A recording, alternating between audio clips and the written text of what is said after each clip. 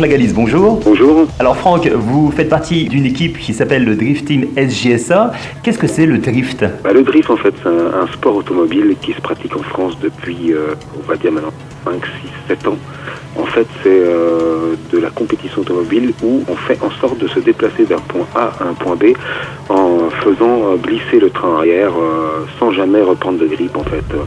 Donc on suit une trajectoire définie et donc c'est le train avant qui va rester donc en grippe, bien entendu, et le train arrière patine. Ça nous permet de faire des figures que ça soit assez spectaculaire et c'est une technique de pilotage bien spécifique, on va dire. Donc en gros, le drift, c'est le patinage et le grip, c'est quand ça adhère finalement. Oui, tout à fait, c'est exactement ça. On va servir en fait du patinage pour faire évoluer le véhicule, lui faire des mouvements pour faire des figures ou pour placer le véhicule de manière à aborder une courbe ou par rapport à un schéma demandé. On va servir vraiment de la glissade du train arrière pour se positionner par rapport à ce qu'on va nous demander. On peut faire du drift où on peut pas le faire n'importe où. On va pas faire ça sur la route ouverte, bien entendu, alors qu'on va pouvoir en grippe rouler d'une manière soutenue. En grippe, ça va pas poser de soucis. Si on commence à évoluer en drift sur route ouverte, on va se faire remarquer directement. Donc le domaine approprié, c'est le circuit. Et malheureusement, les circuits en France sont pas trop branchés drift. On a 2-3 circuits qui nous laissent rouler. Dès qu'on parle de circuits connus comme, on va dire, Le Mans, le Castellet ou autres, ils sont allergiques au drift. Donc c'est un peu notre souci finalement. En gros, c'est sur circuit. On voit une vidéo, entre autres, où vous êtes sur le circuit Carole. C'est un circuit qui est d'habitude spécialisé à la moto.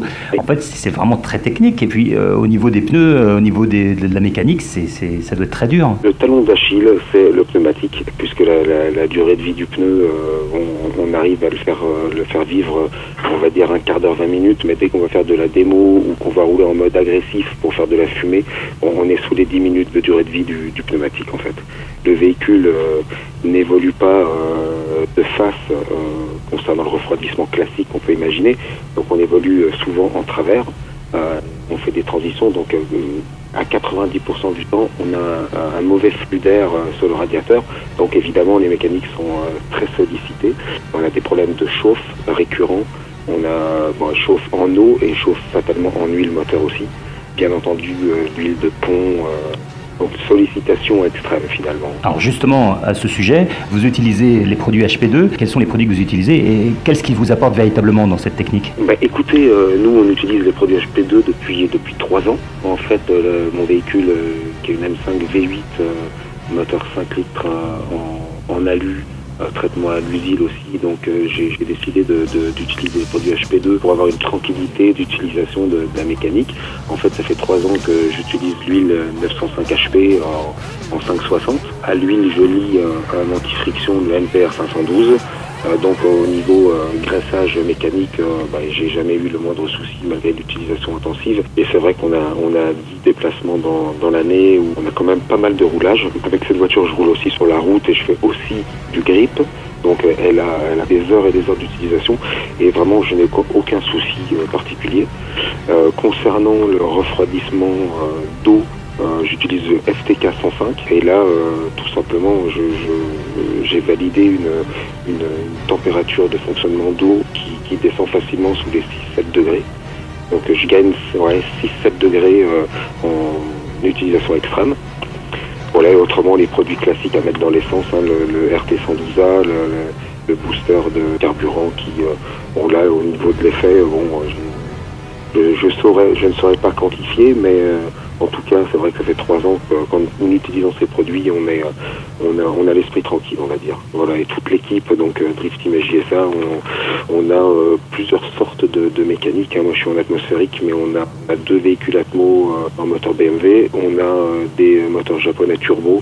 Et tout le monde fonctionne avec la 905 HP en priorité en huile avec l'anti-friction et franchement sur les 3 années passées on n'a eu aucun problème de casse. Donc en résumé, on a avec votre équipe, avec votre prépa, votre technique et puis les produits HP2, vous avez un très bon palmarès finalement. Écoutez, oui, c'est clair que l'année dernière au niveau du championnat de France, parce que nous faisons le championnat de France, nous faisons aussi quelques représentations à l'étranger, le Drift Challenge à Hockenheim, a roulé aussi en Espagne sur des manches du King of Europe, qui est un championnat européen.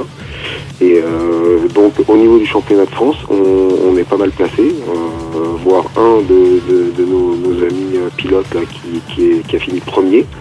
Donc moi-même j'ai fini troisième, on a un cinquième et un septième, on va dire sur une quarantaine de pilotes engagés. Donc c'est vrai on truste assez bien les bonnes places, on va dire. Et c'est un très très beau palmarès. Et Franck, apparemment, il vous arrive quelque chose de bien. Vous allez partir en Angleterre? Oui, j'ai participé en solo parce que bon, cette année on a deux collègues qui font le championnat de France, moi et un autre de la team SJSA.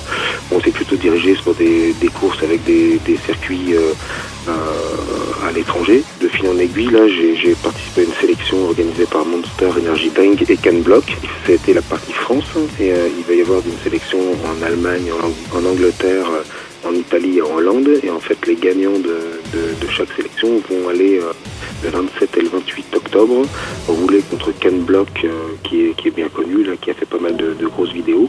Et là, la discipline, c'est du Gymkhana Grid, donc c'est un mélange de grip et de drift. Le 27 et 28 octobre, la grande finale organisée dans le nord de Londres avec CanBlock, Von Gitting et pas mal de personnes bien connues du public, en fait. Voilà. Ok, eh bien Franck, merci. Mais je vous en prie. Et puis un bon courage et puis bonne chance aussi pour la prochaine saison. Je vous remercie. Au revoir.